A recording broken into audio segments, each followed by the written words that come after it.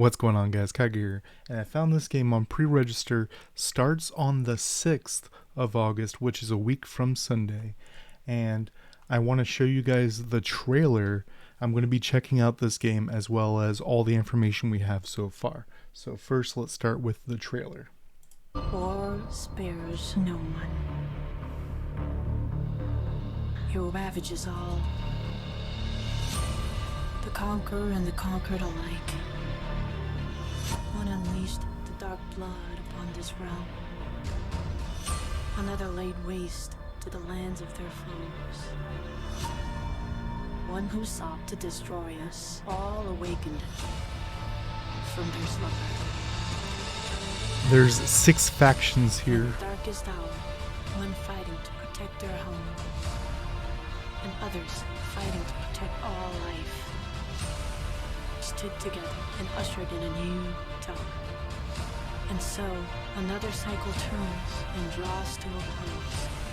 The world turns to a new chapter, aware of light, and whose wish split the world in two. How far will you go? Alright, so as it said at the very end, this is Heir of Light.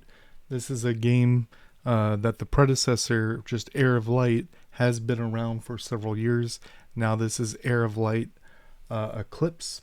Now just to show you what the old Heir of Light looked like, let me see. This is the old Heir of Light. So, collectible RPG, dark fantasy. This is one of those, they have several abilities you can put on auto, and you just click the abilities as they come up. It looks like 2 abilities and an ultimate for each character. We've seen this with things like King's Raid, stuff like that. And they also do party PvE, big boss right there, and then also PvP. So tons of stuff to do in the game, but let's check out what we see so far of the new game. So this is 4 of the 6 factions right here. We actually have something else to check in a moment that will tell us a little bit about each of the factions to kind of get an idea of what's going on here. Then we see there's guild content, so when this launches, it will have guild boss, which, look at that. I really like the dark fantasy aesthetic here. This is what initially made me want to play it. Just look at that background. It's unclear. I've tried looking everywhere for what the gameplay is, and I'll show you in just a second what I have so far. And then this is also the different game modes. Expedition right here sounds like you send out the your units, they go get you resources. Guild dungeon is what we just talked about. Casualty is probably the main storyline. Dimension Rift is probably a resource grind. And either Abaddon or Corrupted Waterway. I'm guessing Abaddon is your endless tower because it looks like a tower right there. And I don't know what Corrupted Waterway will be. Probably some sort of PvE mode. We will see. But what we have a couple things.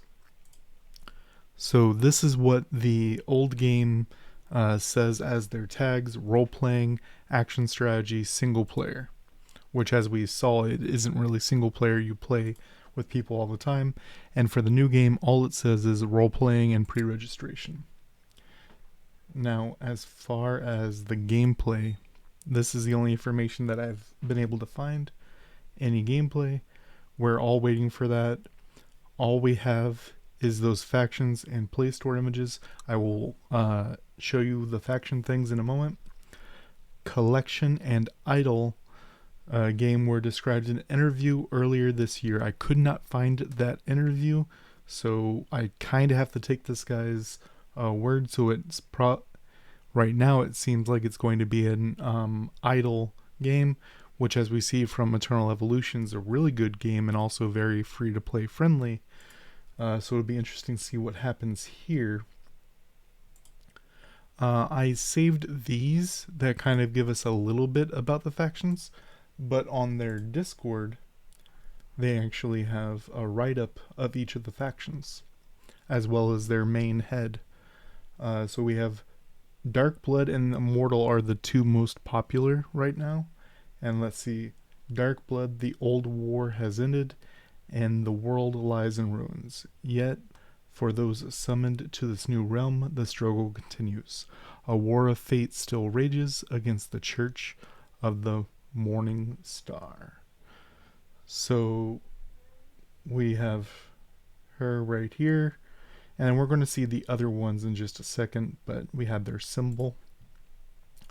Immortal, every life has its time. In the end, we immortals are the only ones that will remain in Usher. So it kind of sounds like a vampire race or a vampire faction. She has the vibes of it. Church of the Morning Star, which, as we read above here, the Darkbloods seem to be against Church of Morning Star. The old war is ended, and the world lies in ruins. Yet for the summoned new realm, struggle continues. A war of fate still rages against the Darkblood. So same line of text, but it tells you these two are at odds with each other. And something about priests. Yeah. I like the artwork here. Purifier, through the darkness may linger, all evil shall be vanquished with our unwavering resolve. Which these blood things right here have me a little bit confused. So like we have some background right here. I'm unsure. From their write-up, it sounds like they're supposed to be effectively against the vampires, kind of, right? That's kind of how it reads, but right here, her necklace, her theme, kind of seems like she herself is kind of like that vampire werewolf thing. Probably werewolf? That's just a guess. Protector, even every forest in Usher is under our protection, for we are the protectors. So, from looking at the opening cinematic, I did see it looked to be like an elf race, and this looks like that is them, probably elf style. Hard to tell with her ice aesthetic. There's probably ice elves, I don't know. And then Dominator, the area of cooperation and coexistence has come to an end. The strongest must rule over us. Ooh. I mean, their name is literally Dominator. With the background, I kind of get Necromancer vibes, right?